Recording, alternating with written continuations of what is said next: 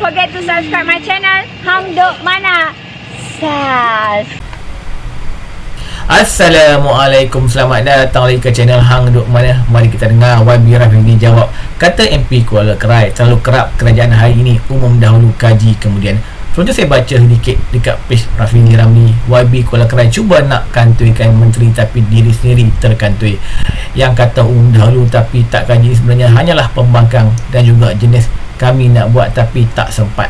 Okey, tuan-tuan, mari kita dengar jawapan Rafini Ramli. Dia akan jawab komen macam biasa. Yang kata umum dahulu tapi tak kaji ini sebenarnya hanyalah pembangkang. Saya ialah, adakah perkara ini telah dikaji semasa-masanya atau adakah terdapat model penyasaran subsidi petrol dari mana-mana negara yang boleh dianggap terbaik, dan juga adakah telah diuji terlebih dahulu sebelum diumumkan. Ini kerana sudah terlalu kerap kerajaan hari ini umum dahulu, kaji kemudian. Apatah lagi proses ini melibatkan begitu banyak agensi dan kementerian, termasuklah MOF, KPDN dan juga KDN. Terima kasih Tan Sri Deputua. Baik, Menteri. Terima kasih Tan Sri Deputua, terima kasih Kuala Kerai. Pertama, adakah sudah diuji? Sebenarnya projek rintis telah dilaksanakan antara tahun 2022 dan 2023 untuk penggunaan kad pengenalan dan juga e-dompet bagi stesen-stesen minyak terpilih. Jadi ia telah pun diuji. Dari segi pengesahan kelayakan di peringkat belakang ataupun back end, padu telah beroperasi dan telah mula digunakan untuk beberapa use cases. Dari segi sama ada ini telah diselaraskan di peringkat kementerian-kementerian terbabit, sebab itu kita ambil masa 20 bulan. Yang kata umum dahulu tapi tak kaji ini sebenarnya hanyalah pembangkang. Sebab itu kita dah bagi isyarat bahawa penyasaran subsidi ini adalah asas utama di dalam, tengok, pembangkang satu ini Putrajaya dia tak ada, dia yang selalu sebut. Sebenarnya Tan Sri yang dipertua semasa kajian separuh penggal dibentangkan di Dewan ini dalam bulan September 2023 lagi pun kerajaan telah meletakkan bahawa penyasaran semula subsidi adalah asas utama reformasi dan pembaharuan ekonomi untuk mengukuhkan fiskal kerajaan. Cuma kita buat secara berfasa, bermula dengan diesel, kemudian RON, kecualilah ahli-ahli parlimen pembangkang tidak baca pun kajian separuh penggal yang dibentangkan itu. Jadi tak timbul soal perkara ini umum dahulu kemudian baru buat. Tempoh 20 bulan itu telah digunakan bukan saja untuk melaksanakan projek rintis, telah dilaksanakan untuk memastikan data itu telah ada walaupun diserang mengenai padu. Kalau kita tidak ada padu, maka kita tak tahu perkara-perkara seperti yang disebut oleh Pulai tadi, bahawa kalau kita nak buat melalui pendaftaran kenderaan, saya pasti yang ada dalam pembangkang yang pernah jadi kerajaan pun tidak tahu sebenarnya apabila kita padankan pendaftaran kenderaan dengan isi rumah, kita ada risiko keciciran yang begitu besar. Kerana sekitar 40% daripada isi rumah B60 ini sebenarnya tidak ada pendaftaran kenderaan. Jadi saya ingin simpulkan kalau nak jawab seperti yang Kuala Kerai sebut tadi, adakah model-model lain di seluruh negara dunia, negara lain tidak ada sistem subsidi minyak yang begitu meluas seperti Malaysia? Kalau di rantau Asia Tenggara ini, tidak ada lagi negara kecuali Brunei lah saya ingat yang memberikan subsidi sebegitu banyak kepada semua orang. Memang hampir semua negara di dunia ini telah pun beralih kepada harga pasaran. Jadi sebab itu kalau kita nak jadi rujukan, memang kitalah jadi rujukannya. Macam mana kita nak beralih ini? Kerana negara-negara lain memang tidak ada situasi yang ada seperti Malaysia. Dan hampir semua negara di dunia ini menggunakan kaedah pindahan tunai, iaitu mengapungkan harga kemudian memberi balik sumbangan itu dalam bentuk bantuan tunai bulanan yang telah dipertimbangkan oleh kerajaan dan diputuskan bahawa itu ada risiko besar kepada kenaikan harga barang. Sebab itu kerajaan memilih cara yang ada sekarang. Terima kasih Tan Sri. Baik. Jadi soalan saya, Apakah pandangan menteri untuk perkara ini?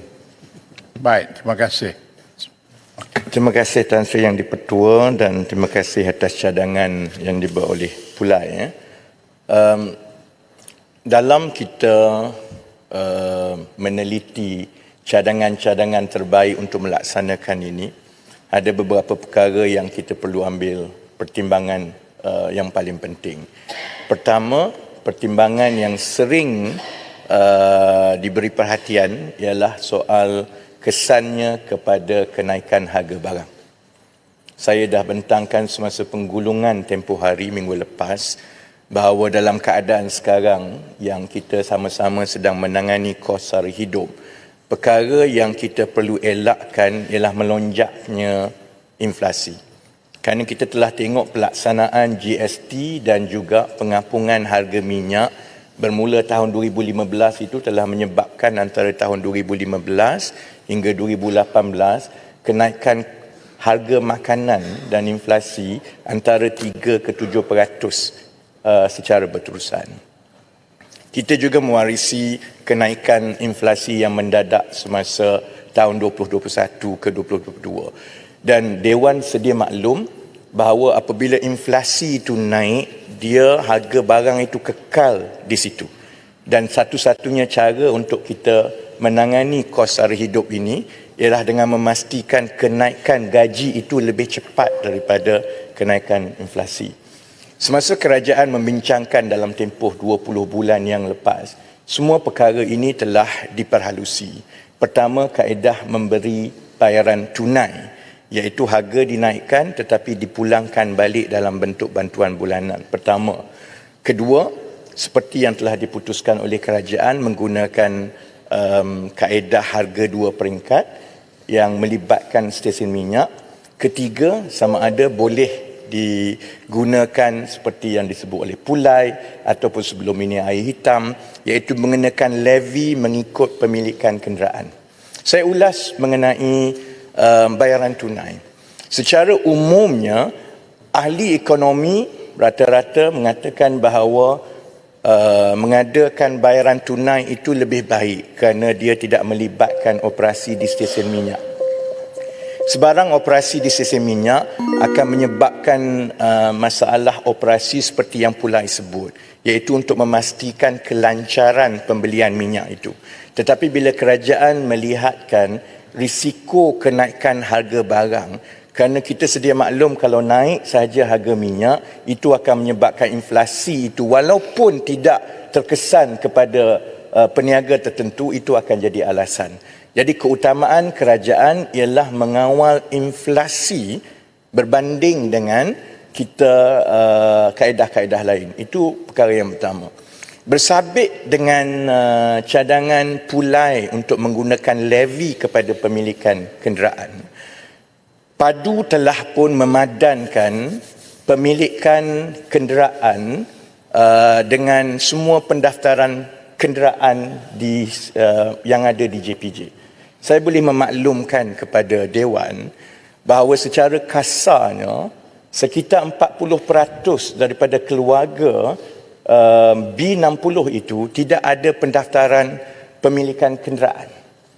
Jadi kita ada masalah kerana walaupun kita kata di peringkat atas, bukankah lebih baik kita menggunakan pendaftaran kenderaan untuk mengendalikan penyasaran semula subsidi? Hakikatnya bagi keluarga-keluarga terbawah, mereka sebenarnya tidak ada pun pendaftaran kenderaan kerana satu keluarga mungkin dia menggunakan motor atas nama pendaftaran orang lain. Kita juga telah lalui perkara ini semasa pelaksanaan penyasaran diesel contohnya, yang mana orang menggunakan nama orang lain untuk menggunakan kenderaan itu. Jadi data awal ini menunjukkan ada ketidakpadanan yang besar akibat amalan yang berlainan di bawah, kerana sama ada orang sambung bayar ataupun ibu bapa dia beli untuk orang lain ataupun guna nama orang lain. Dan pada peringkat sekitar 40% daripada isi rumah sasaran kita itu sebenarnya tidak ada dalam sistem JPJ kerana mereka menggunakan nama yang lain. Maka untuk kita menggunakan kaedah pendaftaran kenderaan itu sebenarnya risiko keciciran adalah lebih besar. Jadi Tan Sri Yang di-Pertua, saya nak rangkumkan, memang tidak ada satu kaedah yang sempurna.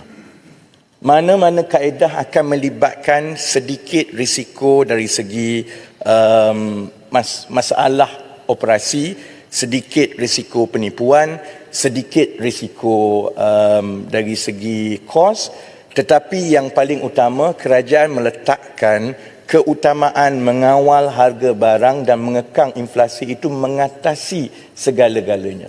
Dan atas pertimbangan itulah, walaupun kita sedia maklum bahawa pelaksanaan melalui kaedah harga dua peringkat ini ada risiko pelaksanaan di stesen minyak, ini adalah sesuatu yang boleh diperbaiki dari semasa ke semasa, berbanding contohnya kalau ia dilaksanakan dan menyebabkan inflasi naik mendadak, untuk membaiki itu dan menurunkan harga barang sebenarnya lebih susah dan itu akan lebih membebankan rakyat di masa akan datang. Terima kasih Tan Sri Yang di-Pertua. Kita komen saya lah. So kita dengar hari ni kerajaan kata akan buat penyaharan subsidi ni mengikut IC lah. So baguslah. So at least daripada kita tak buat langsung, dan bila kerajaan buat ni sedikit sebanyak dapat membendung keterisan subsidi petrol ini nanti. Untuk kita tunggulah tahun depan pelaksanaan untuk subsidi petrol ini. Kita mari temu menyokong kajian apa pada Dapat Main Ibrahim. Assalamualaikum.